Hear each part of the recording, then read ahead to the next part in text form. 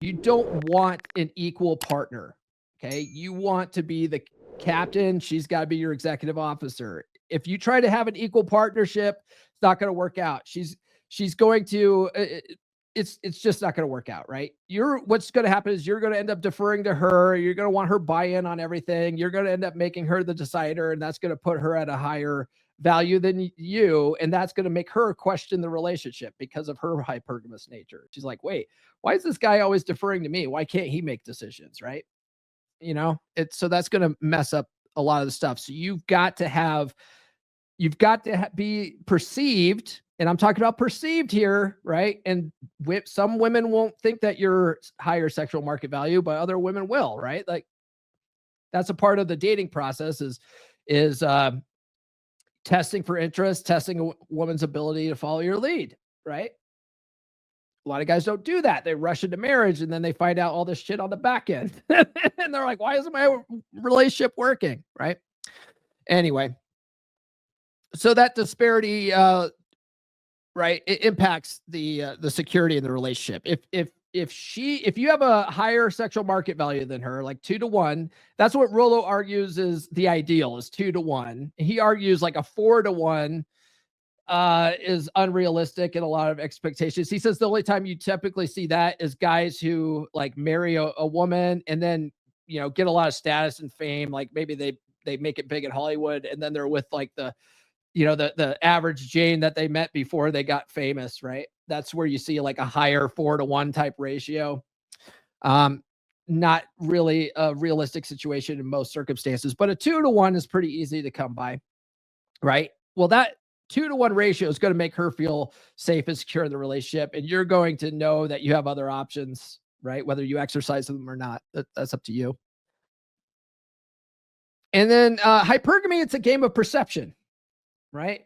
It's a game of perception. Men can influence attachment by improving how they're perceived, aligning with women's evolutionary instincts, right? That's why we're always talking about like work on your muscles, money, game, and frame, because those are all the things that women instinctually respond to from an evolutionary standpoint. Like they can't help it. They're hardwired. They're hardwired to like that kind of stuff. They're hardwired to like stuff like confidence. They're hardwired to like a guy who's decisive. They're hardwired to like a guy who sets the tone and leads, right? So if you can get yourself to a place where you feel confident doing all those types of things, she'll naturally sort of fall in line most of the time, right? So why even focus on attachment theory at all, right? Because it tends to overcomplicate solutions, right? Attachment theory is diagnostic, not prescriptive. Honestly, red pill itself isn't supposed to be prescriptive either. It's more supposed to be descriptive as well. But a lot of the prescriptions are in the descriptions if you think about it, right?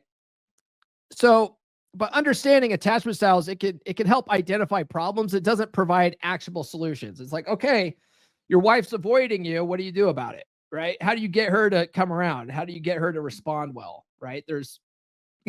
What do you do about it? And so I argue that behavioral change outweighs attachment analysis. Okay. So men who focus on self improvement rather than psychoanalyzing the dynamics, they tend to see better outcomes because they're taking action. Men do better with taking action than they do talking about their problems anyway. That's why, working with a coach is oftentimes for men better than going to see a therapist, because a lot of therapy is like talking through your feelings and stuff. It's like, okay, I feel like she doesn't want to fuck me. Now what? What are you going to do about it? Right. So men do better taking actions. Okay. So just psychoanalyzing her, trying to figure out, is she avoidant? Is she a narcissist? Right. Like narcissism and all that kind of stuff isn't really attachment theory, but that you hear that kind of psychobabble on TikTok all the time. Right. Like, oh, she's a narcissist. She's a covert narcissist. She's a whatever. It's like, okay, what are you going to do about it? Right.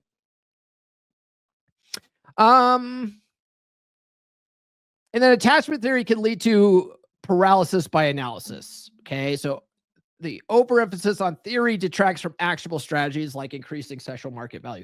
increasing your sexual market value is pretty fucking straightforward, right? You follow the map, right? And lay out here and get her to fuck you again. You follow the map. You're taking these actions. You'll start noticing different changes, right? It doesn't matter what her fucking attachment style is now. Okay. The more you increase your sexual market value, the more she's going to come around and feel more attached. Okay. That's the idea. Guys, get in Beer Club, beer.comeonmanpod.com.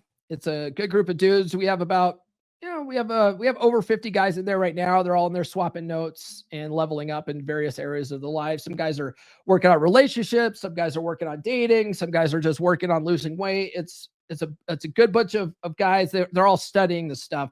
So if you're looking for a group of like-minded men to connect with, Beer Club's the place. Okay. Let me play a commercial for that. I think we're having an impromptu meetup this week. I think Brother Omega is hosting it. I'm not going to be available. I'm going to be on a ship cruising the Caribbean, but Brother Omega is going to have a meetup. So if you guys have been thinking about joining the group and joining one of our calls, book sign up now. It's there's a free trial available. Show up for the call. If you like it, stay in the group. If you don't like it, cancel before you get charged. No harm, no foul. Let me play a commercial for that. Here's a harsh truth that everybody gets upset about online when I say it. They get upset because of their ego investment into the fairy tale idea of love and partnership. They get upset because of their ego investment into the idea that their woman is their best friend, their confidant, and they think that love will conquer all, and that their woman will be there through thick and thin. The truth is that as a man, your woman is hardwired biologically and psychologically to want you to be her rock. It doesn't work the other way around. Women do not care about your struggles as a man. They may think they care. They may even want to care, but her evolutionary DNA will not let her care. If you bring her your problems, she will lose attraction for you over time, and she will leave. Now, whenever I talk about this, people lose their minds and start talking about men unaliving themselves. The faster that men learn that women don't care about our struggles, the faster we'll save the lives of men. Men off themselves because of their own ego investments in the Disney fairy tale lie. And when that fairy tale goes up in flames, they get zeroed out and they end things. Men do need a proper outlet for dealing with their problems, but going to their woman isn't the answer. Men need a tribe. They need a brotherhood. That's why I created my beer club. It's a monthly virtual hangout for men only. It's a place where men can be men. It's a place where men can talk about guy stuff without having to worry about offending women. It's a place where they can go without having to worry about being called toxically masculine. It's a place where they can go to solve their problems. Because men solve problems, women cause problems, you dig? Visit beer.comeonmanpod.com. That's beer.comeonmanpod.com to sign up. Yeah. And then, guys, if you are needing help with this area, you're overly focused on attachment theory, and you really just want to get your wife to fuck you again, let's cut the bullshit. Book a free call with me, okay? Go to call.fixdeadbedrooms.com and let's talk about how we can get your wife to bang you again. Okay, Online Money, I see your question. Send these as super chats next time, okay?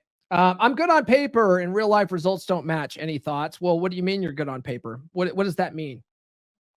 And then you said, why overseas my sexual market value skyrockets, at home I'm invisible? Probably because you have no game. You probably have no fucking game, right? The reason why it works overseas is because women overseas want a free ticket back to the United States, and they see you as a free ticket. They don't see you as having a higher sexual market value. They see you as a trick. All right. that's why passport bros, like, really, like, there's a lot of guys that'll go overseas to find their trad wife, and then they'll bring them back here, and then they get absolutely fucking ruined because those women just wanted a free ticket back to the United States. If you don't have game here, you don't really have game over there. Okay. They see you as a mark. All right. Ray says, good morning. As a guy who is probably avoidant, I can 10 out of 10 not recommend seeking out an anxious woman. Yeah. Does that make you push them away? Working on attachment issues won't help when the woman has already checked out of the relationship and is looking to replace you. No, like, working on attachment theory even this, right, where you're like, I'm an avoidant, right? Well, why don't you work on that, right? You don't have to be avoidant. If you work on having an abundance mindset, if you work on being assertive, if you work on all that kind of stuff, like whatever a woman's doing doesn't bother you, because you're like, oh, she's anxious, that'll make me avoidant. Well, she's not making you do anything. You control your own actions, right?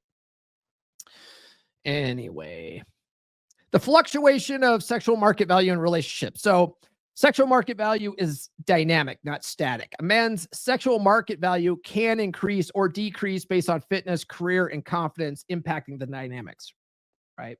This is where you see a lot of, that's where the betaization process comes in, right? Which I talk about in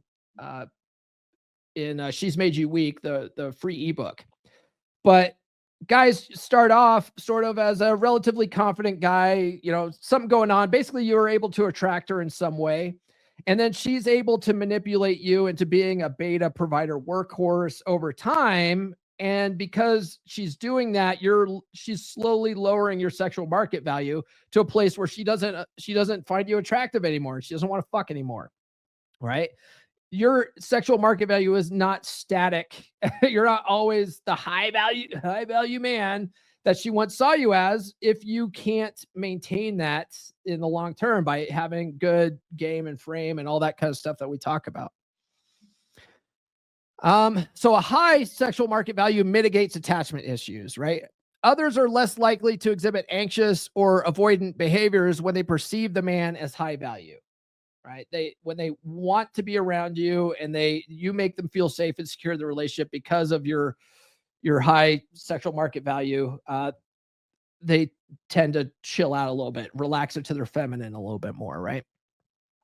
So the effort, instead of focusing on attachment theories and what you may or may not be, what she or may or not be, should be on growth, not fixing the other person's attachment bullshit. Okay. So you've got to focus on you as the man, right? So men can address many relational issues by focusing on personal improvement.